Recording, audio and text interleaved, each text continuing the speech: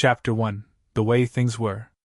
The morning sun pushed its way through the slats in the blinds, painting stripes of light across the hardwood floor of the Carter household. James Carter stirred beneath the sheets, one arm reaching instinctively toward the other side of the bed, empty, again. Claire had a habit of waking up early. She said she liked the peace before the world got loud. James respected that, even though he missed holding her in those early hours. Marriage had its ebbs and flows. 7 years deep, he knew how the rhythm worked. Some days you moved as one. Some days you felt like two people living in parallel, brushing past each other like strangers in a hallway. James sat up, rubbing the sleep from his eyes, then stretched his arms over his head. The smell of fresh coffee wafted in from the kitchen. He smiled. Claire always made coffee for him, even if they weren't talking much. Small things like that mattered. By the time he stepped into the kitchen, she was sitting at the island, scrolling on her phone with a faraway look in her eyes. Her long auburn hair was tied in a messy bun, and she wore his favorite gray hoodie, the one with the small tear on the left sleeve. "Morning," James said, leaning down to kiss her cheek. She tilted her face slightly, letting the kiss land but not returning it. "Morning," she replied softly, her eyes never leaving the screen. James frowned. "Everything okay?" She nodded. "Yeah. Just looking at a message from Ryan." He grabbed his mug, pouring himself coffee. "Ryan? Your cousin?" "Yeah. He's coming back to town. Staying with Aunt Lisa for a few weeks." James smiled faintly. "Ryan the artist?" She looked up finally, her expression softening. "Yeah. He's different now. He's been traveling through Europe for like a year. Says he wants to take a break." James nodded and sipped his coffee. "Cool. Maybe we can all grab dinner." Claire gave a noncommittal shrug. "Maybe. He's a bit unpredictable." The conversation fell quiet. James looked around their tidy kitchen, the white cabinets Claire had chosen, the backsplash they'd installed together, the framed photo of them in Napa hanging by the fridge. Everything looked fine. Normal. But something was shifting.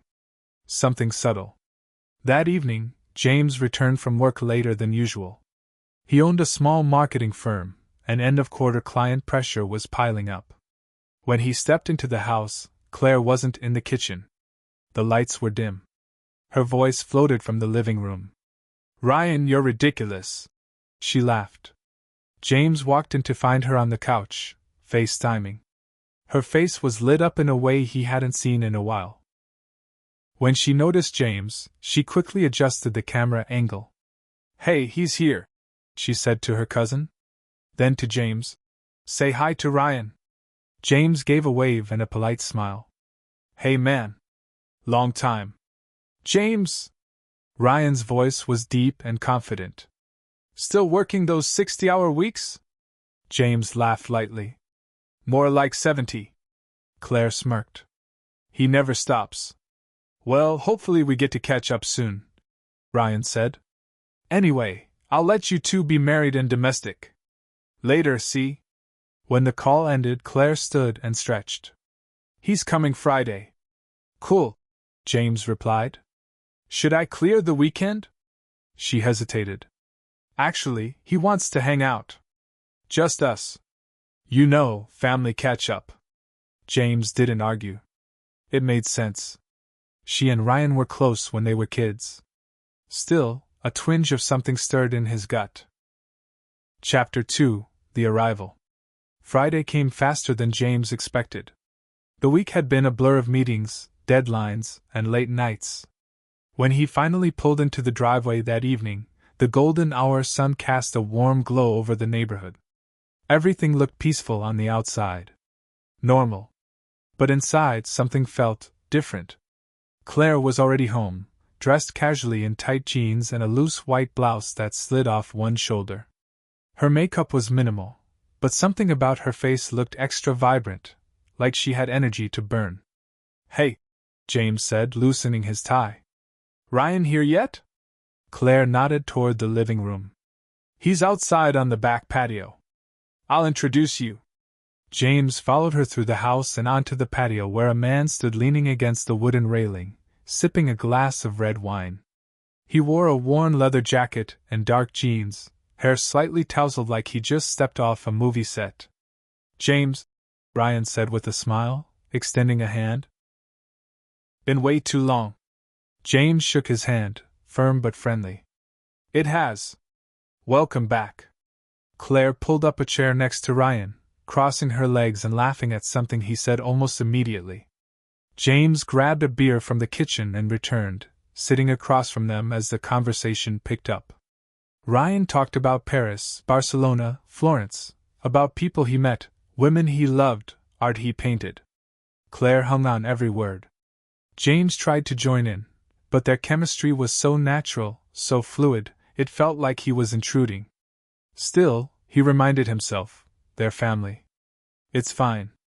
Don't overthink it. But deep down, something twisted. That weekend, Claire and Ryan spent most of their time together. Museums, hikes, late-night movie marathons in the living room. James would wake up at midnight to find Claire's side of the bed still empty. He'd wander out to find them laughing over old photos or playing cards with a bottle of wine between them. "Babe, you coming to bed?" he asked gently one night. Claire looked up, caught between guilt and amusement. "I will. Just talking. Haven't seen him in years." James nodded. "All right."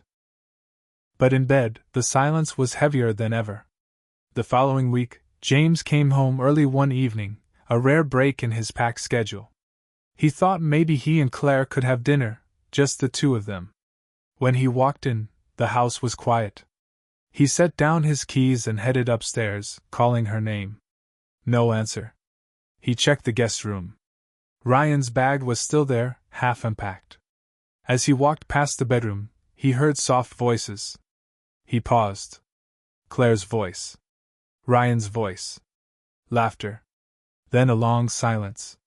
He stepped away quickly, heart pounding. He didn't want to be that guy, snooping, suspicious. It was probably innocent. It had to be. Still, he couldn't shake the image of them sitting too close on the couch, how her hand lingered on Ryan's arm, how she smiled like she used to smile at him. That weekend, James suggested a dinner out, just him and Claire. "I made reservations at Leona's," he said. "It's been a while since we had a night together." Claire hesitated. "Actually," Ryan asked if I could help him photograph this abandoned barn outside town for his project. "He's only here a few more days." James looked at her, searching her face for any flicker of recognition, for any sense that she understood what she was doing to him. But she just looked excited. "Free. He's your cousin Claire," James said quietly. "Don't you think it's weird how close you two are getting?" Her eyes narrowed. "What are you implying?" "I'm not implying anything. I'm just saying. I miss you. And it feels like you're somewhere else lately." She looked down, twisting the ring on her finger. "I just need space, James. Everything's been routine for so long. I'm not trying to hurt you." He swallowed hard. "Then don't." But even as he said it, he knew something had already cracked wide open. That night, James sat alone on the patio. The house behind him buzzed faintly with life, laughter, music, the faint clinking of wine glasses.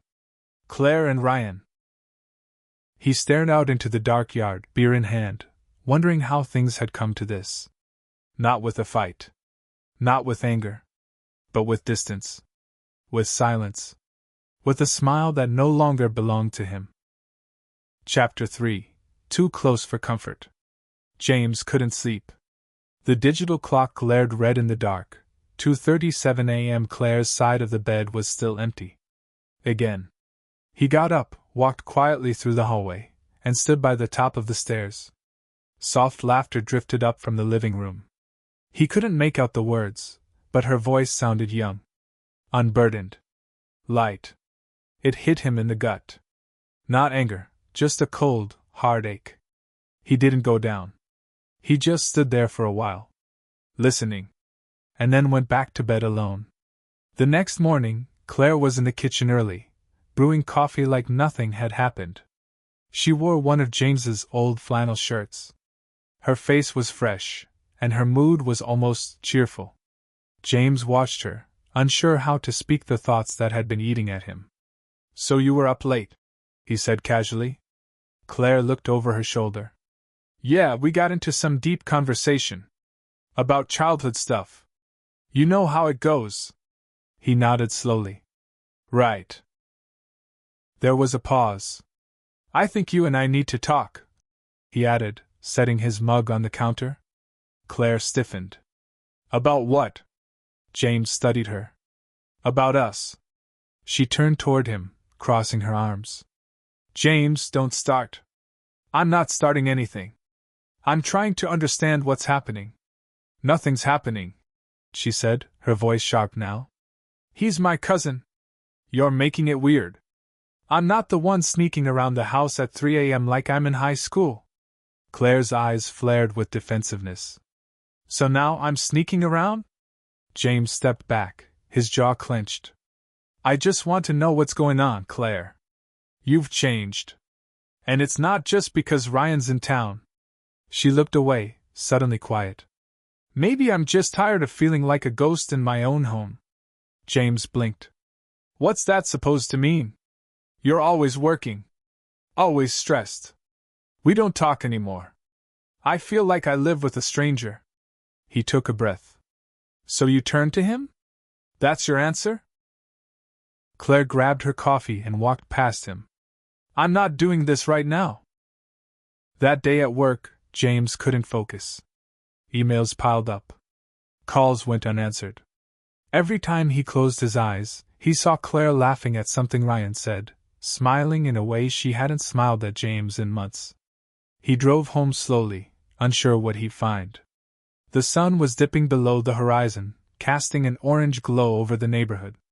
As he pulled into the driveway, he saw Ryan's car parked at the curb. Again.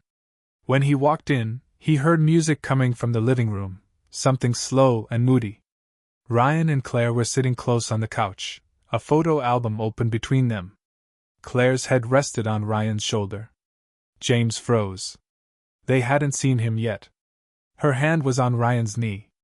James backed out slowly, retreating into the hallway. He sat on the stairs, hands shaking. "What the hell is happening to my marriage?" Later that night, when Ryan left, James was waiting in the kitchen. Claire walked in, surprised. "You're still up?" He didn't answer immediately. "I saw you." She blinked. "Saw me?" "On the couch. With him. Your hand on his leg." Claire swallowed hard. James stepped closer. "You want to tell me what's going on now?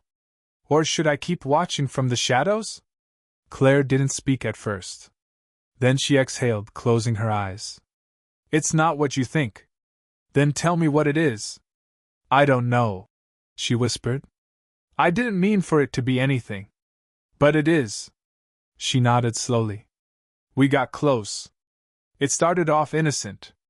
But lately, I feel something I haven't felt in a long time." James stared at her in disbelief. "He's your cousin." She looked down. "Distant cousin? My mom's cousin's son. We're barely related." James laughed bitterly. "That makes it better?" She said nothing. James ran his fingers through his hair. "Are you sleeping with him?" Claire hesitated. "Too long." His heart broke. She nodded once. James turned away, gripping the edge of the counter. "I never meant to hurt you," she said, tears forming in her eyes. "But you did," he replied without turning around. He spent that night at a motel 2 miles away. The room smelled like bleach and cigarette smoke, and the mattress was hard, but it didn't matter. He wasn't home. Because home no longer existed. His phone buzzed around midnight. "Claire, I'm so sorry. I didn't want it to be this way." He didn't reply.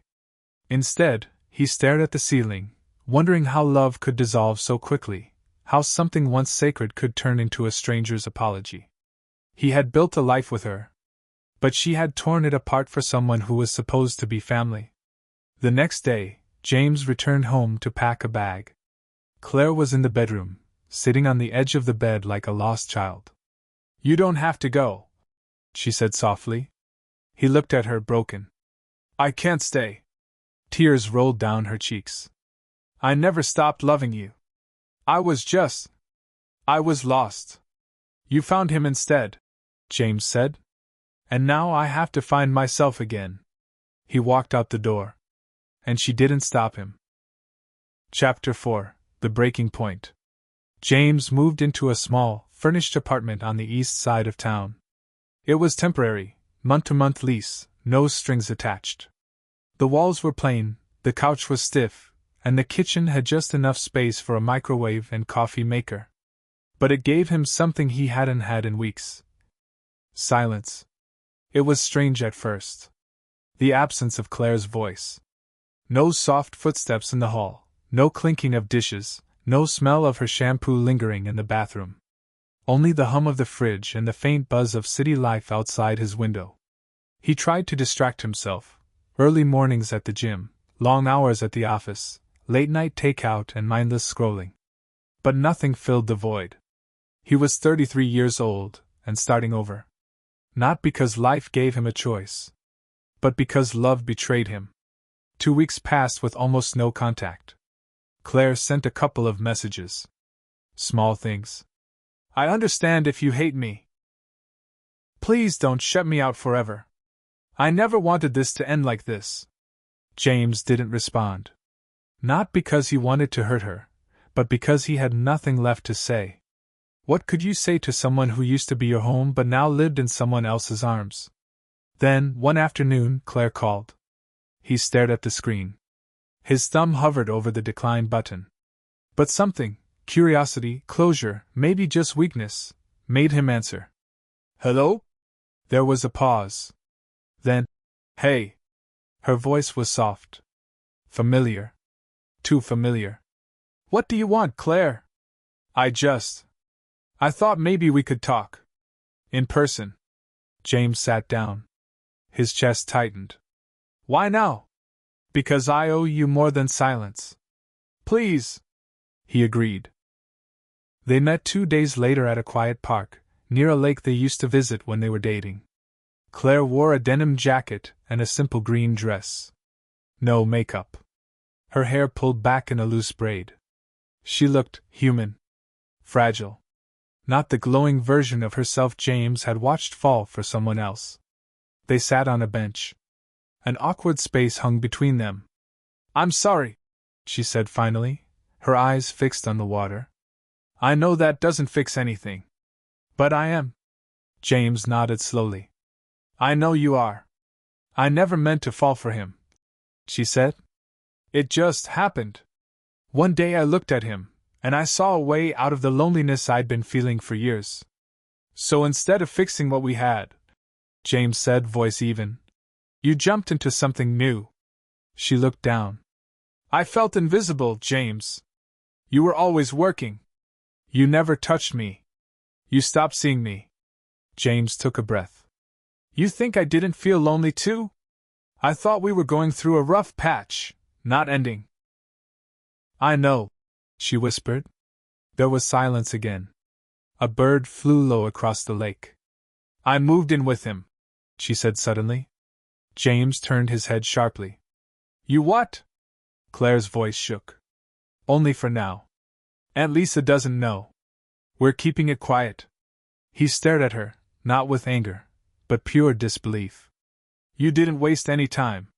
Tears welled in her eyes. I didn't plan for this. I needed something to hold on to. And you couldn't hold on to me? He said bitterly. I didn't feel safe with you anymore. James shook his head, heart aching. You were safe. You just got bored. Claire opened her mouth to respond, then stopped. Maybe she didn't know how to argue. Or maybe she knew he was right. I want to be happy again, she said. So do I, James replied, standing. But not like this. Claire stood too. I don't expect you to forgive me. I'm not there yet, he said. I don't know if I'll ever be. Do you hate me? She asked quietly. James looked at her, really looked. At the woman he once loved more than anything. The woman who used to dream about their future and kiss him every morning before work. "No," he said. "But I don't know who you are anymore." After the meeting, James drove to his brother Daniel's house. Daniel was a year older, happily married, and had a 5-year-old son who lit up every room. James hadn't told many people the full story. But tonight, he needed to talk. They sat on the back porch, beers in hand, the cicadas humming in the dusk. "She cheated on you with her cousin?" Daniel repeated, stunned. James nodded. "Jesus, man. I'm so sorry. I should have seen it coming," James muttered. "All the signs were there. I just didn't want to believe it." Daniel leaned back. "You were trying to keep your marriage alive. That's not weakness. That's being a good man." James was quiet. "Listen," Daniel said. "You've got 2 options now. Let this wreck you, or let it free you." James looked over. "Free me?" "Yeah.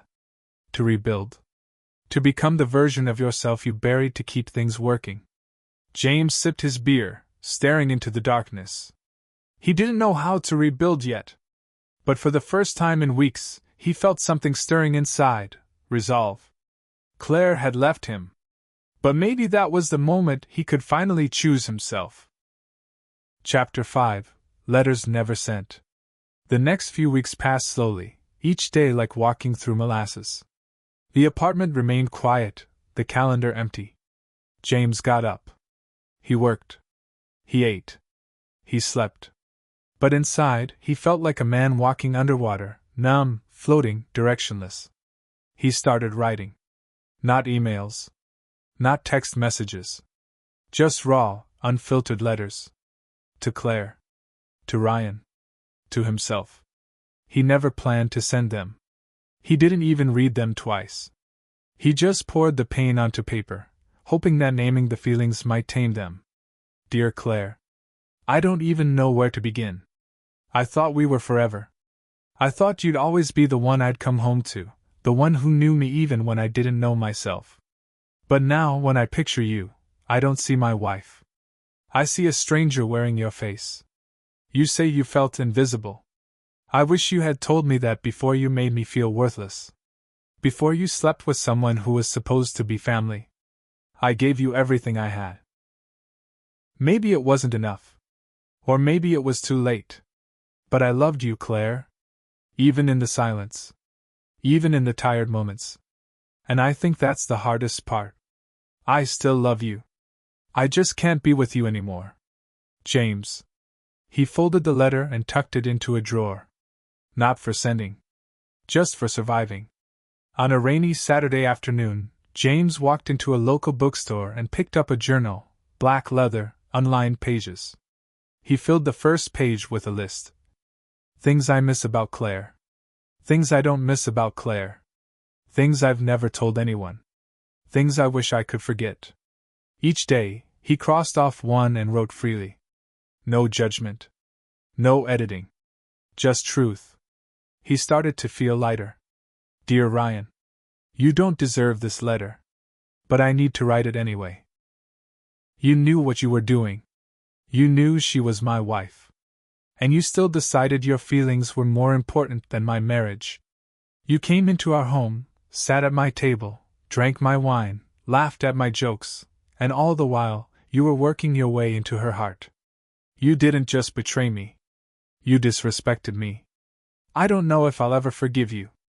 Not because I'm bitter, but because you never even apologized. You stole something sacred and treated it like convenience. And one day, when the sparkle wears off and you're faced with the wreckage you helped create, I hope you understand what you broke. But I'm not going to stay broken. I'm going to heal. And I'm going to become someone you'll never be. James. By mid-April, James began attending therapy once a week. The first session was awkward. He wasn't used to sharing feelings with strangers. But his therapist, a calm middle-aged woman named Eliza, asked the right questions. What does forgiveness mean to you? She asked one afternoon. James thought for a long time before answering. It means letting go of the hope that things could have been different. And are you ready for that? He looked down. Not yet. But I'm trying. James began running again. 3 miles a day, no headphones. Just his breath, his heartbeat, and the sound of the pavement beneath his shoes. He ran through pain, through flashbacks, through regret. And mile by mile, he started leaving the anger behind. The weight on his chest began to lift. Not all at once, but enough to breathe. One evening, as the sun set beyond the city skyline, James sat on the balcony of his apartment, beer in hand, watching the pink and gold streaks stretch across the sky. His phone buzzed. It was a number he hadn't saved, but he recognized it instantly. Claire. He let it ring. He thought about all the things he could say. All the rage, all the heartbreak, all the grief that still lived in his chest. But he didn't answer. And for the first time since she left, that choice didn't feel like running away. It felt like taking his power back. Dear me. You made it through the worst of it. You stood in the storm, and it didn't destroy you. You let yourself hurt, and you didn't hide from it. You're not the same man you were. You're bruised, but not broken. You've got a second chance now. Not with her, but with yourself. Don't waste it. J. As James closed the notebook, he looked around his apartment. It wasn't home yet. But it wasn't a prison either. It was a beginning. He poured himself another drink, stepped outside onto the balcony, and watched as the last sliver of daylight disappeared over the rooftops. Tomorrow would come. And this time, he would meet it as a man who knew who he was, no longer defined by betrayal, but by what he chose to become after it. Chapter 6. The Distance Between Us. 3 months had passed since James left. Summer settled over the city like a warm quilt, lazy sunsets, ice cream trucks, children laughing in parks. Life had moved on around him, and slowly, James moved with it. He had rearranged the apartment, bought new bedding, even started hanging art on the walls. His body felt stronger, leaner from running. He was sleeping better, eating better, thinking clearer. But some nights, when the world went quiet, her name still echoed in the corners of his mind. Claire. Not in anger anymore, but in memory. One Wednesday afternoon, James stopped by the grocery store on his way home. He was picking out apples when he heard a familiar voice behind him. James? He turned. Claire stood there holding a basket of produce, looking surprised, maybe even nervous. Her hair was shorter now, styled in soft waves that framed her face. She wore a pale yellow sundress and no ring. He felt his stomach tighten. Claire. They stood in silence for a moment, caught in the strangeness of seeing someone you once knew better than yourself, and now barely knew at all. You look good, she said. Thanks, he replied. You too. She glanced down at the apples in his hand. Still buying those Honey Crisps? He smiled faintly. Old habits. She laughed softly, almost shyly. Can we talk for a minute? James hesitated, then nodded. Yeah. Okay. They sat on a bench outside the store under a shady tree. Her basket rested at her feet. Claire looked down at her hands. I didn't think I'd run into you. Not here. James nodded slowly. I guess life still happens in the same city. She looked up at him. How have you been? Better, he said truthfully.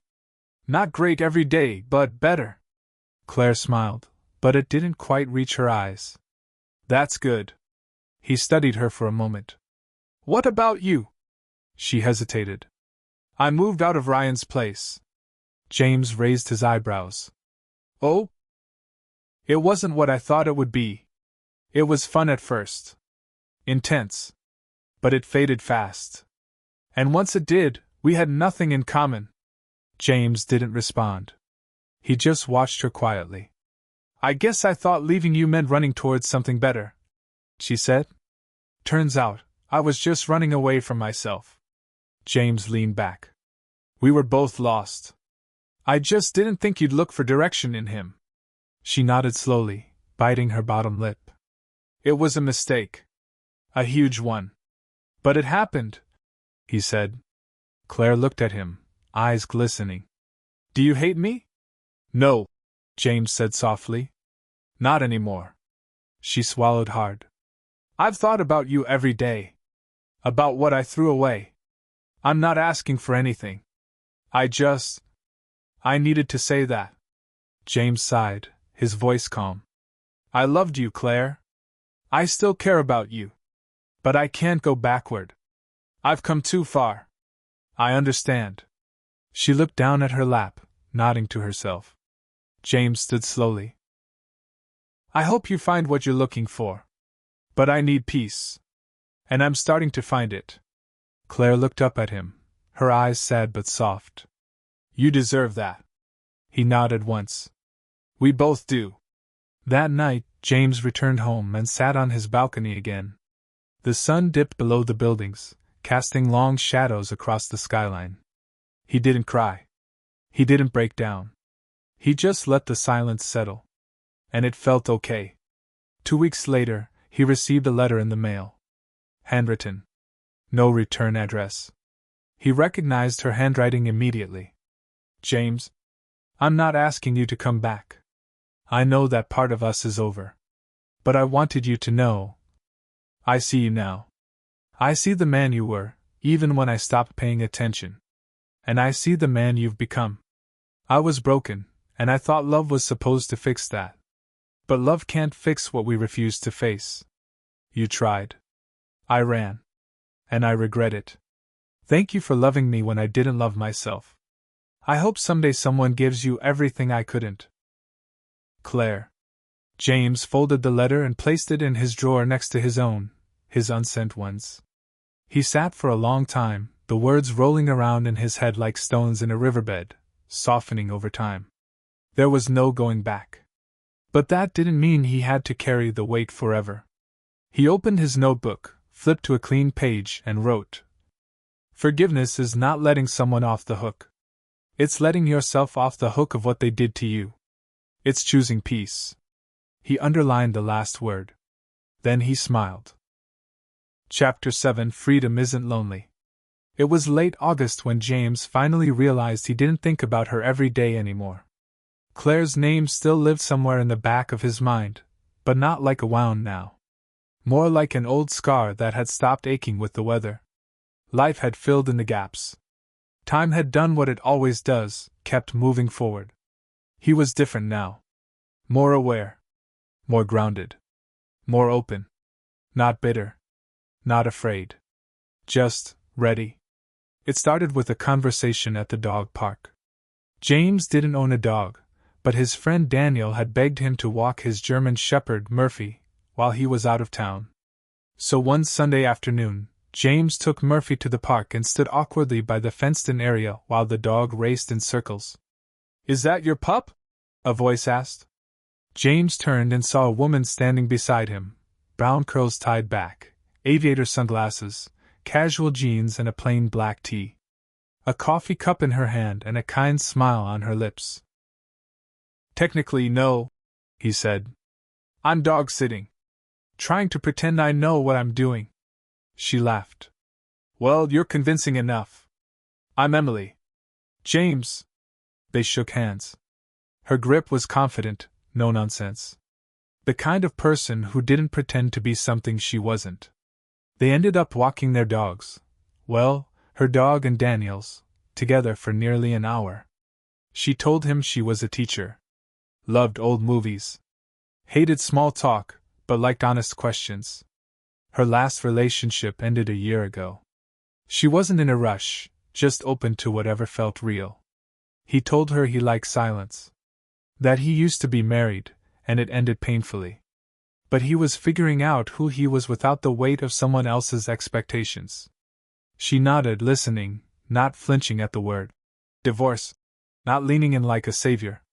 Just there. They exchanged numbers. Their first date wasn't dramatic. Just coffee and a walk. But it felt easy. Natural.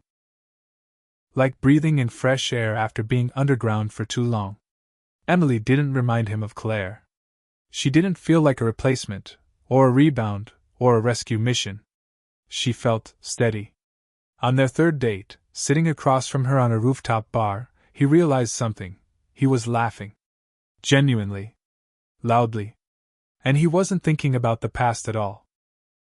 One evening, a few weeks later, they sat together in his apartment. Murphy was snoring on the floor next to them. Emily sipped red wine and flipped through one of James's old sketchbooks. "These are incredible," she said. "Why'd you stop drawing?" He shrugged. "Life got busy. I got distracted.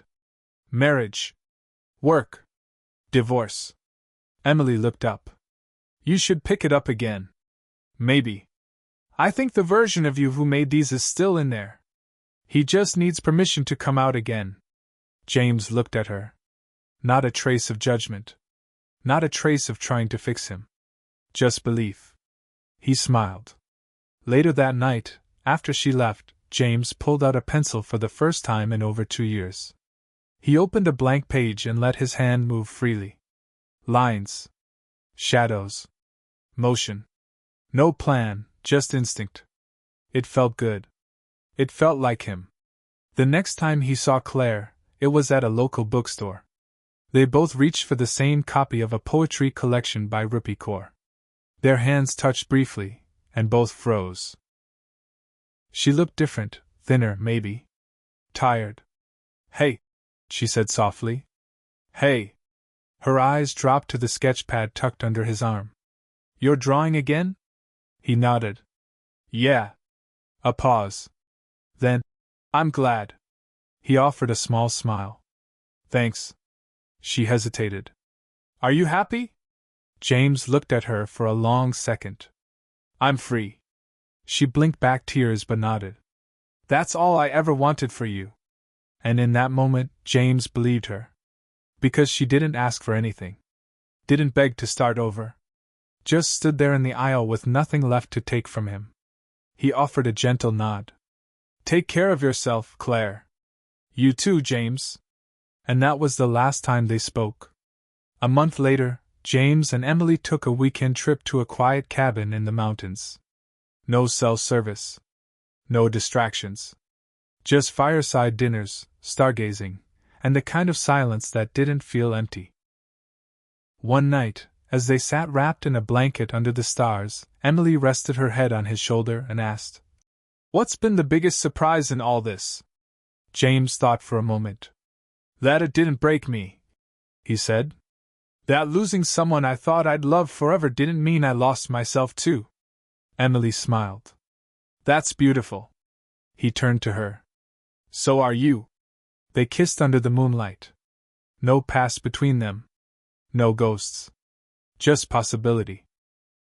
Chapter 8. Letting the past stay gone. Fall settled over the city in a quiet hush of gold leaves and chilly breezes. For the first time in a long time, James welcomed the change of season. It didn't feel like an ending this time. It felt like something new, something real, was beginning. Emily had become part of his life like sunlight creeping into a dark room. Not abrupt. Not overwhelming. Just steady warmth, day after day. They didn't rush. They didn't make promises too soon. But they showed up. Consistently. And that meant more than any grand gesture ever could. James started painting again. Not just sketches, actual canvases. He'd turned the guest room into a mini studio. Bought paints, brushes, even an easel from a thrift shop. Every Saturday morning, he'd open the windows, let the breeze in, and paint with music humming in the background. One afternoon, Emily peeked in while he was mid-stroke. "You look peaceful," she said. He turned, face splattered with specks of blue and green. "I am peaceful." She walked over, wrapping her arms around his waist from behind. "That's the sexiest thing you've ever said." He laughed, and kissed her cheek. One night in mid-October, James stood in front of a mirror, buttoning a dress shirt. He was headed to a friend's art gallery opening, his first public appearance since the divorce. Emily walked into the room, adjusting her earrings. She paused and looked at him. "You clean up good, Mr. Caldwell." He smiled. "You're not so bad yourself, Miss Walker." At the gallery, People congratulated him on the piece he submitted. Some didn't even know he painted. Others were stunned by the emotional honesty in his work. Someone said, "It's raw, but hopeful." He liked that. That's how he felt too. 2 weeks later, James got a call from Claire's sister, Naomi. "Sorry to bother you," she said, "but Claire's moving to Denver. I thought you'd want to know. She said she won't be back anytime soon." James didn't ask why. He just nodded, even though she couldn't see him. "Thanks for telling me. Are you okay?" "I am." He meant it. When he hung up, he didn't feel anger or sadness. Just finality. Like a book had closed. Like a ghost had said goodbye. He stood at the window, watching the leaves tumble from the trees, and whispered to himself, "Go in peace." That weekend, James burned the last of Claire's letters. He hadn't read them in months, but he kept them tucked in a shoebox under his bed, just in case he ever needed to revisit the pain. But he didn't. Not anymore. So he built a small fire in his backyard pit, placed each letter into the flames one by one, and watched them curl into ash. Emily stood beside him silently. She didn't ask for explanations. She just took his hand and held it as the past finally turned to smoke. James started therapy again, not because he was falling apart, but because he was growing. He wanted to understand the patterns that led him into the kind of love that broke him. He talked about his childhood, his people-pleasing habits, his fear of not being enough. And slowly, he came to terms with something big. Claire hadn't ruined him. She just mirrored the parts of him that weren't healed yet. She didn't destroy his self-worth. She simply revealed how fragile it had always been. That realization gave him power. Not resentment. Not revenge. Just power. By November, Emily invited him to meet her parents over Thanksgiving. James felt the nerves hit as they pulled into the driveway. But her dad shook his hand firmly, and her mom hugged him like they'd known each other for years.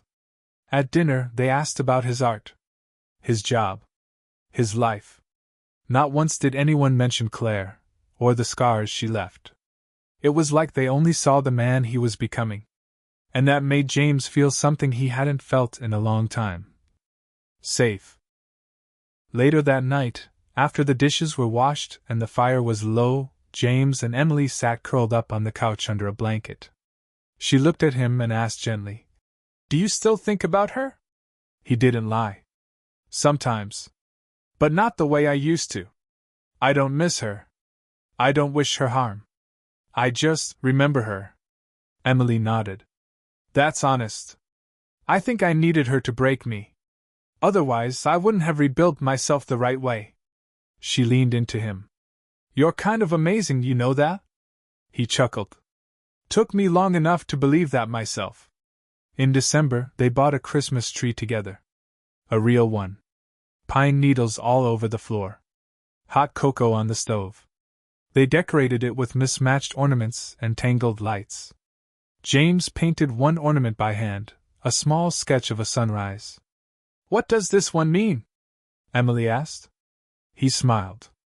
"A reminder, every day is a fresh start." She kissed him softly and whispered, "You're my favorite fresh start." Epilogue. Spring, 1 year later. James stood in his art studio, now filled with finished canvases. His first solo show was scheduled for April. Emily was helping him organize everything. He looked out the window at the cherry blossoms blooming on the street. A new chapter. A new season. Claire was a ghost now. Not a monster. Not a tragedy. Just a page in a long book that no longer defined him.